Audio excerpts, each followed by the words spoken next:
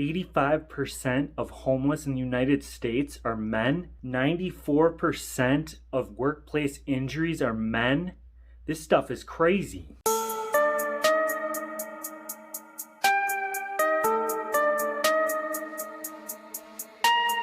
All right, today, guys, I want to talk about a book that I recently read called The Unplugged Alpha. And this book is pretty interesting because it's basically a how-to guide for living and navigating the world as a man. And I think it has some important information in there.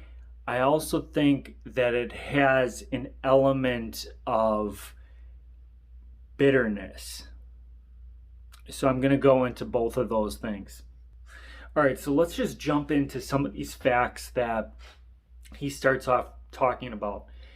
Basically, he says that men are the disposable gender. So we don't actually matter as much as women. And he goes into all these crazy facts about that. So the first thing that he talks about is the 94% workplace injuries that men have on the job, because men take on these dangerous jobs. They're down in the mines doing mining. They're usually scaffolding, doing all these dangerous, high-risk jobs. They're the first soldiers. A lot of soldiers are made up of men. You've got firefighters, law enforcement, all that. And there are women in those roles, but there are also mostly men. And that is what he's going after. So when we think of sending men off to fight and die on the front lines, that's kind of what he's going after here. All right, so wrapping that up, men are disposable. That's really what he wanted to hit home on with that part. And I actually do agree with a lot of that. We are really, when we think about men, I mean, how many times do you have a story where you hear about a guy heard some noise down in the parking lot of his apartment, and he goes down there to see a guy fighting with a girl, and he steps in and then gets stabbed or something. I mean, these incidents are out there, and it's mainly because we're looked at as protectors, and we got to jump out in front of a bullet to save a woman.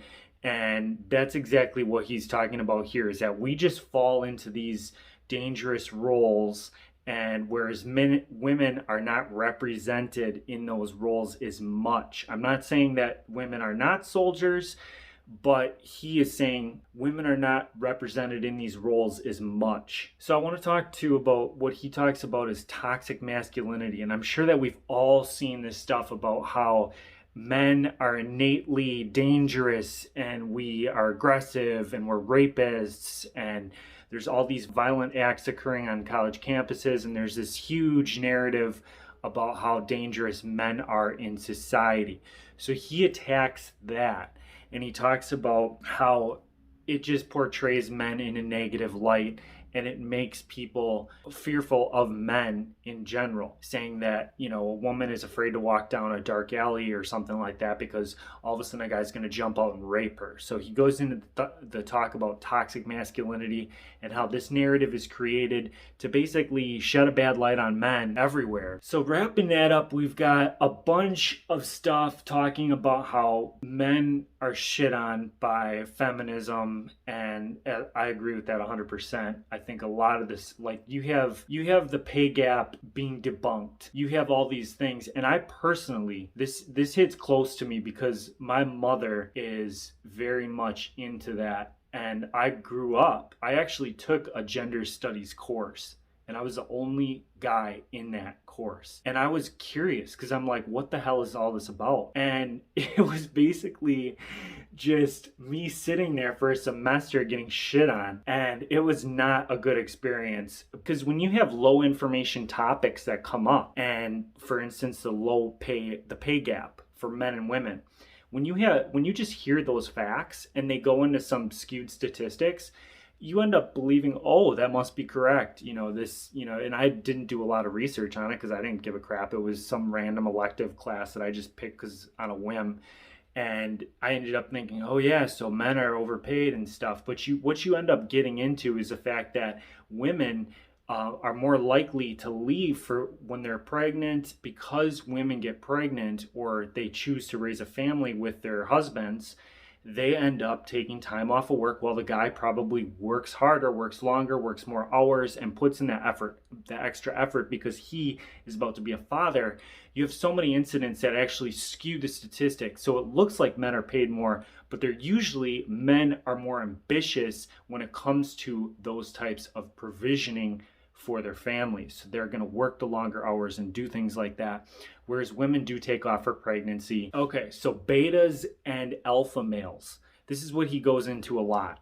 And he talks about all this beta, and you hear, I'm sure you hear it everywhere. You've got these beta guys that are basically just weak as hell, and they're going around, they're the quintessential nice guy that you hear about. And he's the one pining after the girl and saying, oh, can we go out this night? Can we go out this night? And then the girl constantly is rejecting the guy.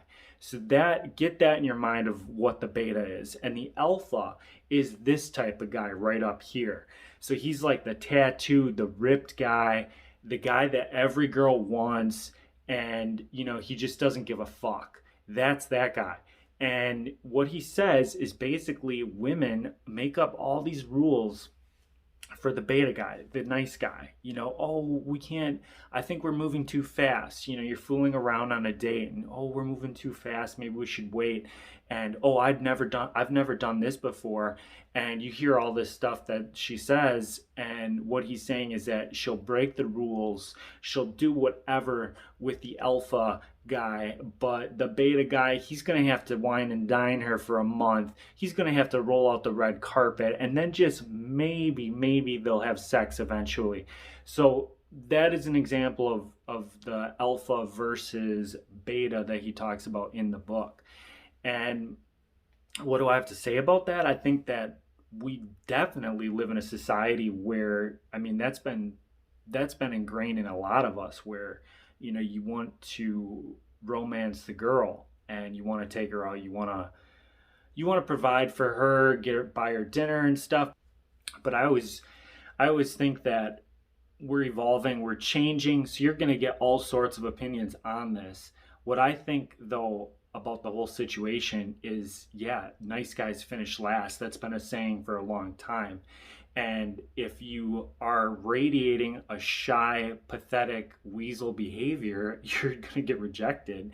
And that's a lot of this stuff is a lot of this goes back to sayings that you hear that your parents say or something like that. Like nice guys finish last and all that stuff you hear, and it actually rings true. Women want confidence. Well, what is the alpha guy? He's confident. He's going to be able to talk to her, joke around with her, and not be too locked in his head. If he's sitting there overthinking during the conversation, and the conversation's not flowing naturally, and it's just awkward, the woman's not going to feel a connection to him. So yeah, the alpha versus the beta. Women are going to want that. They're going to want the guy that's confident, that's got his shit together. So he goes into that. But sometimes people need that little push to understand why they find that attractive. So he goes into this to talk about how this should be why this is attractive to women, and why you should be more prone towards the alpha. And it's not to say that this person's alpha when they're born and they're just an alpha, and then there's some that are betas and they're betas forever. I think it's more of a mindset rather than an actual trait that you're born with, as far as alpha and beta go into, at least the way he explains it. Okay, now this is a really awesome statement that he made about betatization by 1,000 cuts.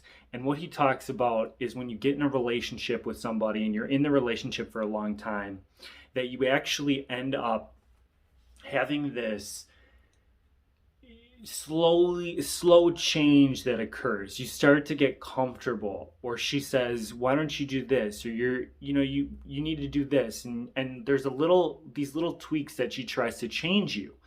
And what he says is that that's a cut, betatization by 1,000 cuts, which means these slow things add up, and eventually she doesn't even want to sleep with you. She's like making rules around sex and things like that because you're she created something she doesn't even want. She liked the guy that she got with in the beginning, the guy that was exciting when you were in the honeymoon phase and there was always something new to try out. And she doesn't like this guy that's sitting on the couch watching Netflix with her and eating Cheetos all the time. Like, she wants the guy that was out there and that was hungry and had drive, and not a guy that slowly got comfortable in a relationship. And this is 100% apparent because let's just say that it's easy to get comfortable and getting in a routine, especially in a relationship. And a lot of guys fall prey to this. So I think that this is important, that women do try to change men. You know, they do try to change habits or diets or whatever. And they try to just, oh, you shouldn't put your clothes here. Stop leaving your clothes here. And it's just like, no, you know, you set your boundaries. Don't be a complete weasel and just completely get walked over. Okay, so another thing that I wanted to highlight in this book is about single mothers. Holy crap. He talks so much about single mothers, and I can go in to say the fact that single mothers are abundant on dating apps. Like, it's insane. I would say maybe 8 out of 10 women on there have kids, at least in my demographic. And even younger girls, like, you know, 21 to 25, they're in that, they have kids already. So when you don't even see, you'll be scrolling down and then all of a sudden it's like, I have kids and they mean the world to me. So yeah, that's a huge thing where women are out there, they're looking for a relationship. And I've actually dated several single mothers.